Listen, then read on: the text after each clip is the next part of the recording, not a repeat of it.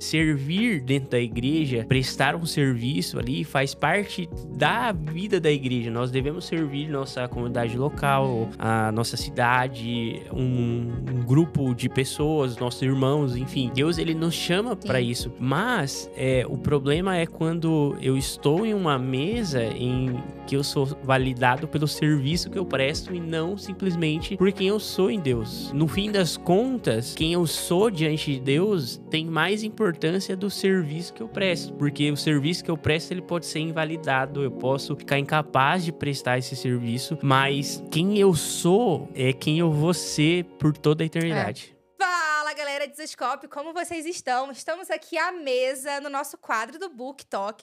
A gente tá muito, muito, muito feliz com esse quadro. É muito importante pra nós, pra gente poder nos aprofundar nos temas e nos livros que a gente vende, que a gente indica pra vocês. Como eu já falei várias vezes, a gente só indica e só vende livros na nossa loja, que são livros que primeiro impactam a gente. A gente tem esse compromisso com vocês. Então, tudo que vocês leem, tudo que vocês veem a gente falar, pode ter certeza que isso impactou a gente primeiro. Isso pra gente é um valor. Então, hoje, a gente vai falar de um livro muito importante. É uma pessoa, assim, a autora é uma autora muito querida por vocês e pela gente também. Eu acho que ela já é de Zescope, ela já é uma cópia de Jesus, ela já sabe disso, ela só não é mais oficial, porque não mora aqui no Brasil, mas é a nossa querida Tamires Garcia. E o livro de hoje é um livro que tem o rosto dela, né? Então, o nome do livro é Maranata, Meus Irmãos. E estamos muito felizes pra gente se aprofundar nesse livro. Então, bora com a gente?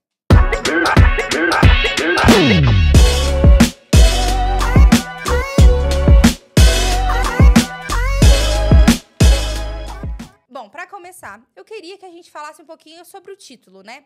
A Tamires, ela fala bastante Maranata, Meus Irmãos. Ela começa todos os vídeos dela falando Maranata, Meus Irmãos. E eu acho que esse livro aqui, ele é um livro que traz muito o entendimento do porquê que ela faz isso, né? E quando as pessoas perguntam sobre o que é esse livro, sobre o que é esse livro... E, gente, é um livro muito fininho. Olha, vocês gostam de ver, né, finura de livro, vocês gostam de ver tamanho. Então, vou mostrar para vocês de novo. Ele é um livro muito interessante. E ele é um livro que tem a biografia, que é a história da Tamires, que ela já contou algumas partes pra gente em alguns podcasts com o Douglas. E também uma mensagem muito importante. Então, eu vou passar aqui, ó, pros meus amigos a fala, pra eles dizerem aqui qual que é a parte, assim, que mais chamou a atenção de vocês nesse livro, qual que é o impacto desse livro pra vocês. Cara, o que eu acho interessante, assim, desse livro é que ele é uma biografia, né, dela, mas o intuito é ela falar sobre a mensagem que mudou a vida dela, né? E uma parada que eu acho legal é que durante o testemunho dela, a história dela, ela vai citando momentos em que as mensagens que foram impactando a vida dela, que foram transformando a vida dela, né? E algo que eu acho que serve para todos nós aqui e que acho que a gente pode conversar um pouco sobre isso, é sobre a mensagem da mesa que ela traz, né? Que é uma mensagem que impactou a vida dela. E eu acho que é uma parada que também impacta as nossas vidas pessoais, né? Então, é interessante porque ela tem uma música que fala sobre isso, que impactou milhares de pessoas e impactou a gente aqui também, né? E então, eu creio que vai ser muito edificante. Para mim, uma das coisas que mais chama atenção é que ela traz uma interpretação de Maranata que nem sempre se fala, né? Geralmente, quando a gente pensa em Maranata, a gente pensa na palavra, né? E o que seu significado, no sentido que o Senhor retorne, né? Mas aí ela fala que o Maranata é um clamor da igreja que não deseja mais a morte, mas anseia pela volta gloriosa do Senhor. Amém. Então, o fato dela colocar essa questão da igreja que não deseja mais a morte impacta muito, especialmente uma geração e um período onde a depressão é tão grande e onde o desejo pela morte é uma coisa que é, infelizmente, natural, né? Então, ela fala de uns pontos aqui que eu considero bem importantes, mas que a gente vai conversando ao longo da conversa. Conversando ao longo da conversa. Tem bastante coisa ainda pra gente falar. Mas, assim, eu não sei se todos conhecem a história da Tamires, né? Mas ela tem alguns livros. E um livro dela é Contra o Sistema. Eu achei muito interessante que você falou da mesa, né? Porque aí a gente pode até puxar, né, um assunto que é qual mesa a gente não deve se assentar, né? Porque na música ela fala muito a mesa que cura, mas e a mesa que não cura? E se as pessoas que conhecem um pouco da história da Thamires sabem o quanto ela passou por momentos difíceis, né? Hoje ela é uma autora, ela é uma escritora, uma música com mais de 1 bilhão, né, de streamings. Mas qual foi o processo que ela passou que fez ela entender da mesa que cura e diferenciar a mesa que cura da mesa que adoece, né? Então, eu acho muito interessante isso. Sim. E eu acho que é uma experiência que não é restrita a Thamires, né? Mas é uma experiência que todos nós podemos passar. Inclusive, Salmos vai falar isso, né? Salmos 1 já fala isso. Ele fala assim, bem-aventurados aqueles que não se assentam ou não estão na roda dos escarnecedores, né? Que não seguem o conselho dos ímpios e nem se assenta na mesa dos escarnecedores. Então, é algo que, se nós não tomarmos cuidado, nós podemos nos assentar a mesas erradas, né? Sim. Isso é um tópico muito importante para nós. E eu acho que a gente precisava definir, então, o que é uma mesa errada. O que é estar uma mesa errada. Né? Sim. E é interessante também que, geralmente, a gente usa aquele jargão, né? De que, tipo, se traz paz, tá tudo bem. Sendo que nem sempre é. Na verdade, o fato de a gente ser pecador, tudo que a gente for fazer vai trazer paz pro nosso coração pecaminoso, né? Vai ser bom pra nossa carne, vai ser bom pra nós. Então, às vezes, a gente tá numa mesa que é claramente uma mesa que Cristo não quer que a gente esteja, que não tem nada a ver. E aí, eu acho que pra gente saber qual que é a mesa correta, qual que é a mesa errada, tem muito a ver com Gálatas 5, né? Quais são as mesas onde a gente encontra o fruto do Espírito? E quais são as mesas onde estão realmente o fruto da carne, né? Avaliar isso, avaliar pelos frutos mesmo, né? Que essas mesas estão produzindo. E não pelo que você sente ou deixa de sentir, né? Traz paz, aqui eu tô confortável. É uma igreja com muitos membros, né? Às vezes é isso. Nossa, olha só, a igreja tem tantos seguidores. Tá tudo certo. E às vezes Jesus Cristo tá ótimo. olhando e dizendo, olha, essa daí, na verdade, é a mesa dos escarnecedores, né? Então, se atentar muito mais ao que o Espírito está dizendo que pelo fato do que eu estou achando disso ou não. E é louco. E é louco que, tipo, fruto do Espírito, ele parte da natureza de alguém. Ele não é algo que eu posso produzir mecanicamente. Porque se eu pegar a lista dos frutos do Espírito, eu posso olhar lá e falar, eu posso tentar ser alegre, eu posso tentar produzir felicidade na minha vida, eu posso tentar ser uma pessoa mais paciente, uma pessoa mais calma, mais tranquila, mas em algum momento eu vou escapar. Sim. Porque são coisas que eu mesmo não consigo moldar a minha vida segundo os frutos do Espírito. Então, eu preciso de uma ação do Espírito.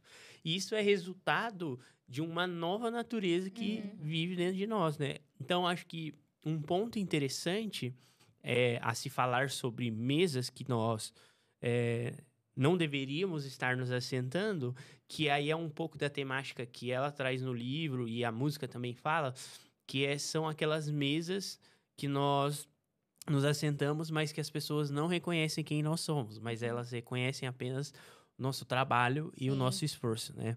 Até o versículo ali que ela usa como base na música, no livro e tal, que é Cânticos 1:6 diz assim, ó, não olheis por eu ser morena, porque o sol resplandeceu sobre mim. Os filhos da minha mãe indignaram-se contra mim, puseram-me por guarda das vinhas. A minha vinha, porém, eu não guardei. Então, eu acho que uma mesa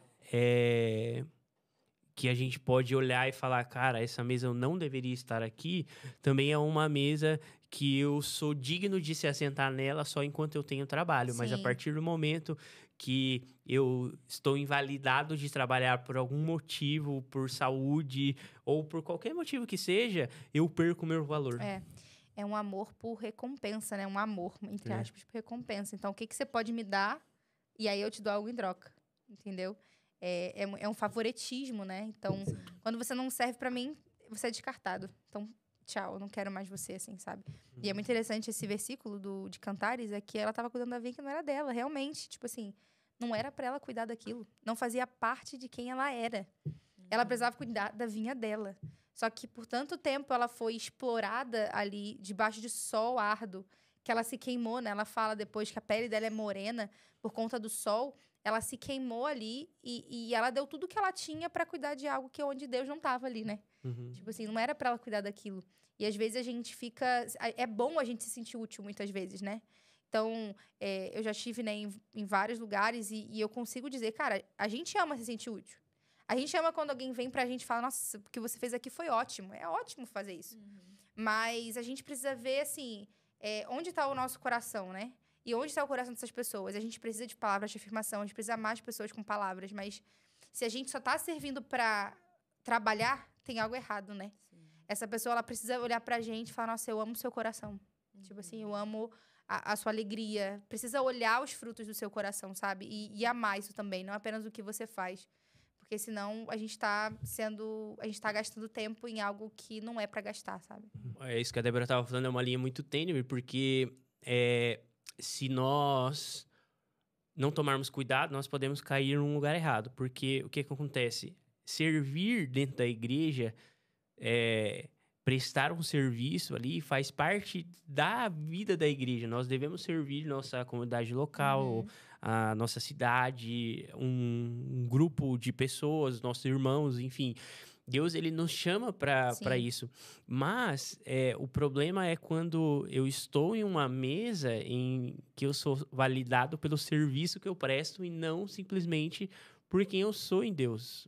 Porque, no fim das contas, quem eu sou diante de Deus tem mais importância do serviço que eu presto. Porque o serviço que eu presto, ele pode ser invalidado. Eu posso ficar incapaz de prestar esse serviço, mas quem eu sou é quem eu vou ser por toda a eternidade.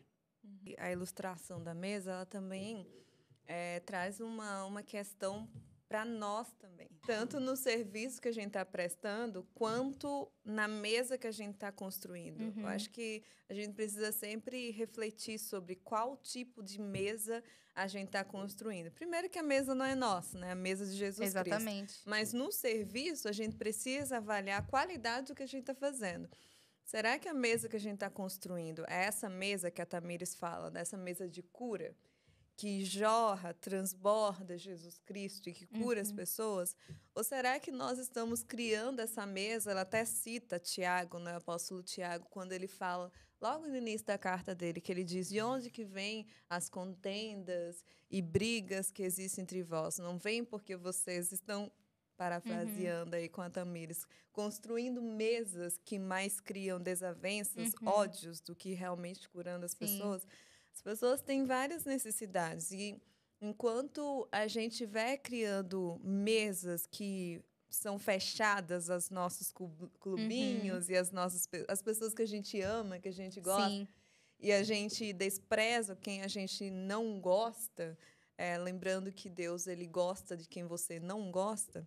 Então, tipo, a gente cria muito mais mesas que criam muito mais feridas do que mesas que realmente trazem a cura de Cristo. Eu vi uma vez a Ariadna falando, uma pregação dela, a Ariadna Oliveira, né? Ela falando sobre a mesa inclusiva do Senhor, onde o Senhor convida todos a sentar-se à mesa com ele, né? E eu lembro que essa pregação, assim, ela mudou muito a minha visão sobre missões, sobre tudo, assim, né? Porque a gente tem muito essa distinção, tipo, eu vou para essa igreja porque tem pessoas como eu vou para essa igreja porque tem pessoas como eu vou para esse grupo porque tem pessoas como eu. E, de fato, a afinidade vai vir. Se você é mais parecido com aquela pessoa, você vai ter mais afinidade com aquela pessoa. Mas a igreja do Senhor, o corpo de Cristo, ele é feito de multiformas ali. Ele vai ter todo tipo de pessoa, né? Então, você vai ter uma pessoa que é mais extrovertida, você vai ter uma pessoa mais intrusiva.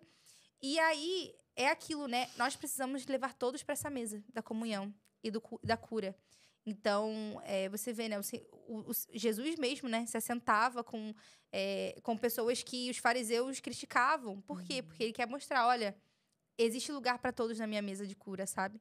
Existe lugar para todos. E aí a gente entra num outro tipo de mesa, né? Que é a mesa da cura. Como você mesmo já introduziu, que é a mesa onde você vai se assentar e você vai ser cuidado. Onde vão te perguntar, vão olhar no seu olho e falar o que você precisa. Como você está. E aí, a partir daquilo ali, gera comunhão, né? E ali gera cura. E ali... É muito interessante quando ela conta no livro, né? Que ela foi para Kansas, ela foi bem machucada por muitas coisas. E ela encontrou cura na mesa dos irmãos, né?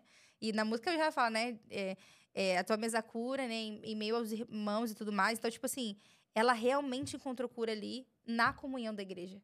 E às vezes a gente deixa passar muito batido, assim, a importância da comunhão. A importância da mesa, né? A gente acabou de ouvir sobre isso no domingo. A importância da mesa nos nossos encontros. De ser intencional, de olhar no olho, de falar, olha, o que você precisa? Eu quero te ajudar, sabe? Uhum. Isso é muito importante. E isso é o cristianismo. Isso é o evangelho. Sim.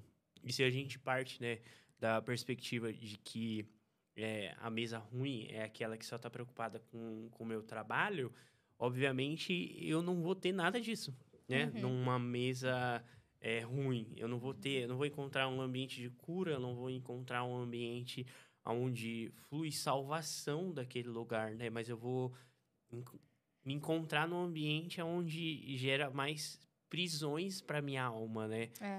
Eu passei por alguns episódios, assim, bem difícil em relação a isso, por fazer parte de uma comunidade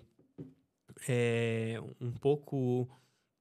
Assim, por fazer parte de uma comunidade um pouco imatura nesse quesito, que foi de ouvir coisas desse tipo, que o meu trabalho era validado, mas quem eu era não importava. E isso, cara, tem um perigo tão grande, porque isso pode afetar a nossa vida eclesiásticas ali, mas ela afeta a nossa vida como um todo. Sim. Porque se nós... Olha isso, o poder... parece bem coach o que eu vou falar agora. Aquela frase de coach, né? Me diga com quem você anda e eu vou falar quem você é. Mas pode parecer bobo isso, mas tem um significado no sentido de que a mesa onde eu tô me assentando, da mesa onde eu me assento, flui coisas pra minha vida que podem ser boas ou ruins, sabe? É bíblico isso, né? As más companhias corrompem as boas ações. Uhum, exato. Então, puxando esse gancho, tem uma parte que eu achei muito, muito especial que ela fala aqui, em que ela fala sobre que ela era suicida a longo prazo, página 82. Obrigada. Uhum. E ela falava que isso ocorria porque ela estava matando a si mesma ao longo do tempo, porque ela não estava servindo as pessoas com qualidade, né? E isso me lembra quando Jesus fala que, quando ele está sendo criticado, né, pelos religiosos, legalistas, e aí ele fala, olha, eu vim aqui para construir uma mesa onde todo mundo vai estar, porque eu sou um médico, e eu vim aqui para procurar justamente as pessoas que estão feridas. Os sãos, e aí ele fala, os sãos não precisam de médico. Quem precisa são justamente as pessoas que estão doentes, as pessoas que estão fracas. E é muito interessante isso, porque enquanto a gente fala que nós, enquanto igreja, nós estamos nesse mundo, nós devemos ser essa fonte de cura de Cristo para as nações, para as pessoas. E aí ela fala, né, que ela se torna suicida a longo prazo a partir do momento que ela não constrói essa mesa de cura. E quanto que nós, enquanto igreja, pelo legalismo, porque a gente não quer se sentar com pessoas com quem Jesus Cristo sentou, porque a gente se acha muito melhor que Jesus. Nossa, eu sou muito mais santo com Jesus, por que eu vou andar com essa pessoa, né? E aí a gente se torna suicida a longo prazo.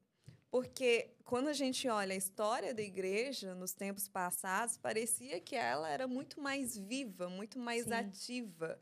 As pessoas, inclusive, que não eram cristãs, que não eram crentes, chamavam os crentes para poder orar por eles e tudo mais. Hoje em dia, as pessoas têm vergonha, nojo da igreja. Parte é porque o que é mediatizado realmente são só coisas ruins, e a igreja tem feito muitas coisas boas que não é noticiado, geralmente vai a coisa ruim, mas parte é também, a gente precisa admitir que é por causa de que a gente não tem construído essa mesa de cura, que a gente fere muito mais as pessoas do que, de fato, constrói e faz como Jesus fez.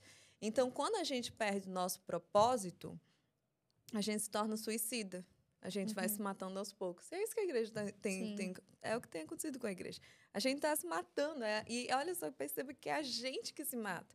Porque Jesus Cristo, ele falou que pelas nossas boas obras, pelo que a gente pratica, por essa cura que jorra para as pessoas glorificariam o Pai que está nos céus. Então, isso pressupõe que pelas nossas más obras, as pessoas se afastarão de Deus. Então, a gente está se suicidando. E isso que você está falando, né, tem até a ver com um versículo, né? Porque no versículo ela fala que ela ficou queimada do sol porque ela estava cuidando de uma vinha que não era dela. E a vinha que era dela, ela não conseguiu cuidar. E isso, tipo, me remete muito, assim, de que, às vezes, nós nos assentamos em mesas que a gente está mais preocupado com a agenda da nossa comunidade local do que com aquilo que Cristo está fazendo na Terra. E aí, eu preciso amar.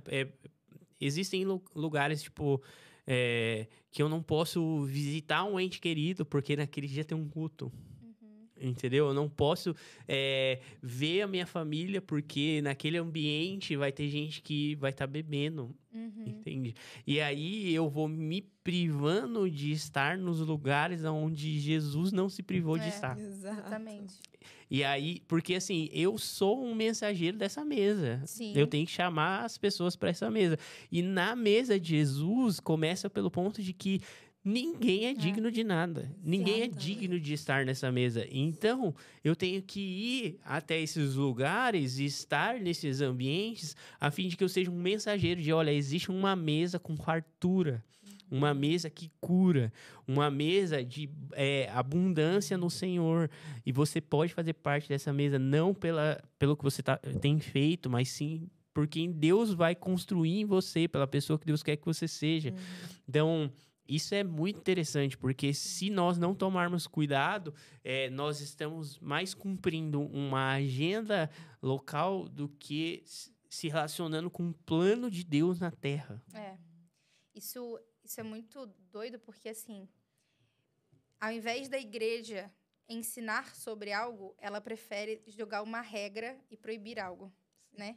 E aí a gente vê toda a história da igreja, a gente vê isso acontecendo. Então, a igreja, os líderes da igreja, assim, toda a história da igreja, tem medo que as pessoas bebam e fiquem bêbadas. Então, vamos fazer o seguinte, é proibido beber. Sim. E vai e bota uma regra, né?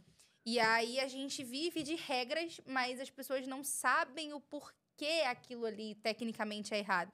Olha, você não pode se embriagar.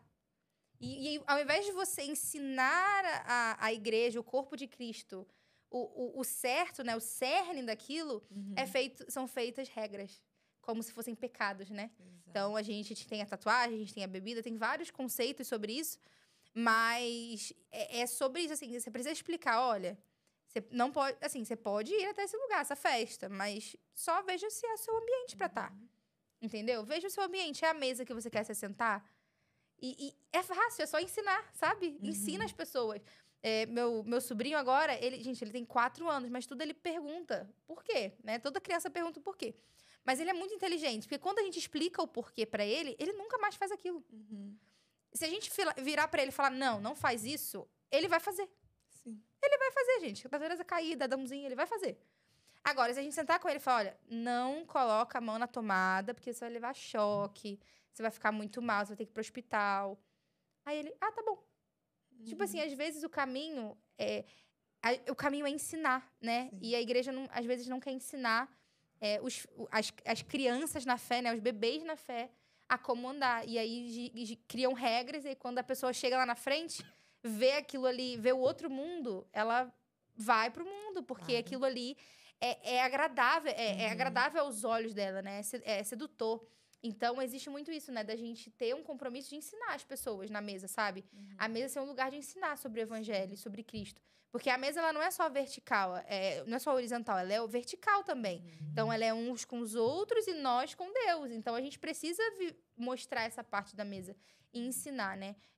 De fato, porque se você pensar numa família, o momento da mesa é o momento que uma mãe está ensinando para o filho o dever de casa, né? Então, a mesa tem vários aspectos, e um dos aspectos é o ensino. Então, isso é muito importante, assim. É muito, mas só que o ensino, você precisa ter tempo. Você precisa sentar, você precisa dizer que 1 mais 1 é 2, você precisa explicar os verbos, você precisa explicar os porquês, os 4 porquês. Você precisa explicar isso, demanda tempo. É diferente de você criar uma regra só. É isso. Ah, por quê? Por que é? Porque eu mandei. Porque eu mandei. É isso. Então é muito mais fácil. Ou melhor, porque é pecado, né? Porque é pecado. Acabou. Você abusa espiritualmente da pessoa, a pessoa segue aquilo porque você falou que tem autoridade para isso e acabou. Então, a questão do legalismo, ele é muito mais fácil para o controle, né? Então, e o que muitas pessoas querem em posição de liderança, ao contrário de Jesus Cristo, que ele diz que veio para servir, muitas pessoas querem simplesmente controlar. Então, muito mais fácil o legalismo. Mas é interessante que nessa parte do estudo, que também tem a ver com qual o solo onde essa semente vai cair. Enquanto vocês falavam, eu estava lembrando dessa parábola de Jesus. Então, tipo, a mesa que a gente constrói, a qualidade da mesa que a gente constrói pode ser uma semente que pode frutificar, ou pode ser, a gente pode ser essa pessoa que tem aquele solo que é árido. Jesus Cristo está plantando sobre nós, ele jogou a sementinha. E aí, só que as preocupações, e aí Jesus fala, as preocupações da vida. E quais preocupações são essas? É aquilo que ele fala lá em Mateus 6, né? Do vestido, comer, etc e tal. Do ministério, né? A gente pode trazer isso também. Do ativismo espiritual. Porque nem sempre é coisa ruim. Às vezes são coisas boas. Porque coisas boas feitas de forma com o propósito errado, continua sendo errado. Exatamente. São preocupações da vida. E aí ele fala, Jesus Cristo fala que essas preocupações da vida vai sufocando você e aí simplesmente não frutifica. Então, tipo assim, isso que a Tamires fala é muito importante pra gente. E é um lembrete que a gente tem que se fazer todos os dias. Que tipo de solo é o meu coração? Inclusive quando eu estou no ministério, né? Então... É porque a gente, só para pegar o gancho, a gente precisa vigiar para a gente não ser como esses líderes que a gente está falando, né? Exato. A gente precisa vigiar o nosso coração. Porque é aquilo. Quem está de pé, cuidado para que não caia, né? Então, hoje a gente pode falar, nossa, que absurdo. Mas amanhã, o pecado, ele vai transformar a gente, talvez, em um solo errado, né? E é muito interessante isso que a gente está entrando, assim, né? Porque essa questão do ensino é a missão que Jesus nos deu. Né? Ele disse, portanto, vão e percorram a terra, fazendo discípulos e ensinando eles a guardar o que vos tem ordenado. Né? Eu estou dando a bênção apostólica aqui. Mas é interessante porque... essa é a missão da igreja. E se eu não estou disposto a parar para ensinar alguém, obedecer e ensinar, não é ensinar o que ela tem que obedecer, é ensinar ela a obedecer. Ou seja, é parar para que ela olhe a minha vida e seja um reflexo na vida dela, porque ela vai me ver obedecendo aquilo que o Senhor ordenou, né? Mas até no livro de Cantares, né, começa o livro com essa discussão de que ela estava cuidando de uma vinha que não era dela, mas o livro termina de uma maneira muito legal, que é o que? No 8:8 diz assim, ó, temos uma irmãzinha, seus seios ainda não estão crescidos, o que faremos com a nossa irmã no dia que for pedida em casamento, né? E isso nos leva a uma reflexão de que existe no nosso meio aqueles que vão se casar com Jesus. Só que Jesus, ele não se casa com criança. Ele está adornando a sua noiva para que ela esteja preparada e madura para o dia do casamento. Então, tudo que nós estamos passando nessa era tem essa função, tem esse objetivo, nos amadurecer para que a gente possa se tornar mais parecido com ele e se encontre com ele, se case com ele no dia do casamento. E esse é o nosso papel como igreja. Então, esse deve ser a principal mesa onde eu tô reunido. Que é a mesa onde os meus irmãos olham para mim, não pelo que eu posso fazer, pelo que eu posso agregar, não pelo que eu tenho de bom para construir ou para somar naquilo que já está sendo feito, mas é uma mesa onde as pessoas olham e enxergam irmãos que estão em níveis de maturidade diferentes, em lugares diferentes na fé, mas que juntos, em comunhão, se ajudam, se ajustam, a fim de que eles possam se preparar para o dia do casamento. Se preparar para se encontrar com Jesus, estando à estatura de Jesus, e não à estatura de um serviço qualquer. Foi muito isso que a gente falou, né? A gente estava conversando no escritório hoje, e a gente estava refletindo realmente, né? Lendo esse material e um outro, de como, às vezes, a gente esquece do porquê nós fazemos o que fazemos, né? Sim. Então, hoje, a gente pensando como movimento Desascope, nós somos um movimento para facilitar e dar recursos para as pessoas se transformarem mais parecidas com Jesus, né? E aí, a pergunta que eu fiz para ela, eu falei, por que a gente está fazendo pessoas mais parecidas com Jesus, amigo? Tipo, é para que elas estejam preparadas para o casamento do Cordeiro. Então, tudo se reflete, é muito como ela termina o livro, tudo volta para esse assunto. Sim. Estamos vivendo o agora, mas para uma outra era, né?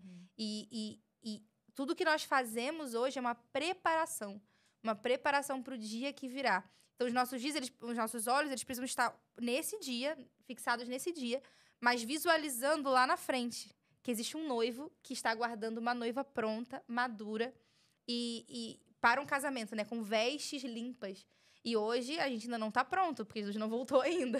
Mas é isso que ele aguarda, né? E é muito interessante que ela usa bastante termos de Cantares, mas de você ver a jornada da noiva, né? Da Sulamita em Cantares, e como ela amadurece o amor dela, ela vai amadurecendo o amor dela com o passar do tempo, e no final ela está pronta para o casamento, né? Então, é muito isso, é a gente incentivar uns aos outros, né? A ser mais parecidos com Jesus, para que a gente possa ser uma noiva pronta.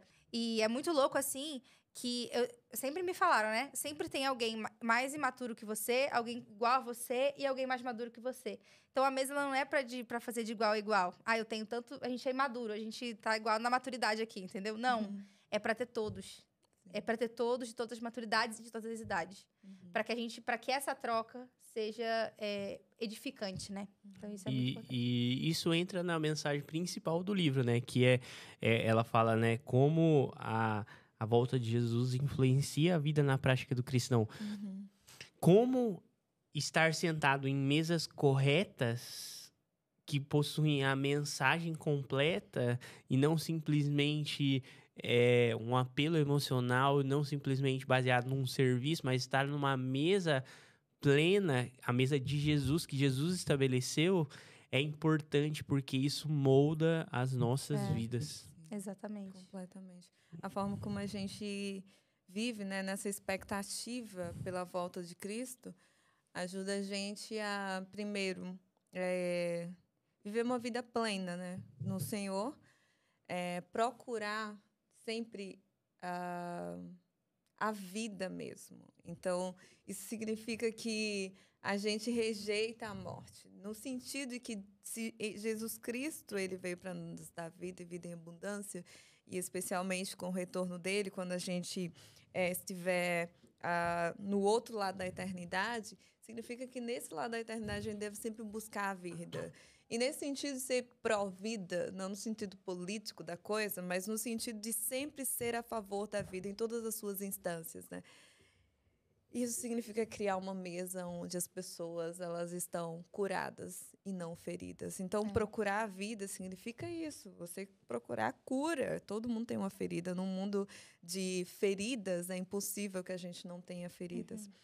E a grande questão também do Maranata é que a gente não precisa viver com desesperança no mundo de hoje. Eu acho que isso é muito importante, porque é um mundo que tem tantos problemas, tantas questões. A nossa tendência natural, e isso é natural, tá? Isso não é uma coisa antinatural, muito pelo contrário, é algo extremamente natural. É você se sentir desesperançado. E isso, ao longo do tempo, só vai piorando. Quanto mais você vai ficando velho, pior vai sendo. Sei lá, no fundamental era mais fácil do que agora que eu terminei o mestrado. Então, a coisa só vai piorando com o tempo. Nós, enquanto crianças, a gente ainda tem a inocência, depois vem a responsabilidade. Ser adulto é muito chato. Ser adulto é uma coisa muito chata. Concordar. Então, Boletos, principalmente. Nossa, a parte dos boletos. Uma Gen Z falando e ela achou que ela não era Gen Z. Gente, tá vendo? Quem fala...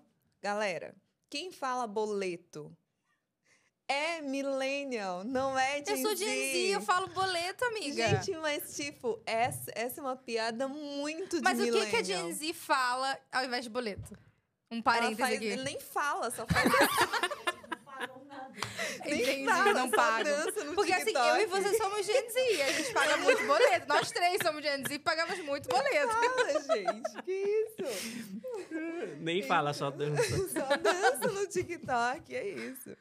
E aí, tipo, é a coisa da esperança mesmo, de viver nesse mundo, mas entender que esse mundo não é o fim, né? Então, com os olhos fixos em Jesus, a gente consegue ter a esperança para viver. Então, isso é muito legal. Muito bom. Meus amigos, muito obrigado, viu, por compartilhar. Vamos finalizar por aqui. É um assunto que dá para estender bastante, como todos os vídeos que a gente faz, a gente sempre quer estender mais. Mas vamos deixar o vídeo curtinho para a galera de casa. Então, eu vou mostrar o livro aqui que a gente está falando de novo, que é o Maranata, Meus Irmãos, da Tamires Garcia, onde ela conta um pouquinho da história dela e um pouquinho também de como a mensagem do retorno de Jesus mudou a vida dela. Então, é isso. Se você quer que a gente fale de alguns outros livros, coloca aqui embaixo. Se você já leu esse livro aqui, bota aqui embaixo também o que você achou desse livro, o que o Senhor falou com você através desse livro, porque a gente quer muito conversar com você e ouvir os testemunhos que esses materiais, assim, têm feito na nação. Então, muito obrigada. Tá aqui, vai ficar o link na descrição. Maranata, meus irmãos, o Senhor veio, o Senhor virá. Vem, Senhor Jesus. Então é isso. E não se esqueça, você é uma cópia de Jesus.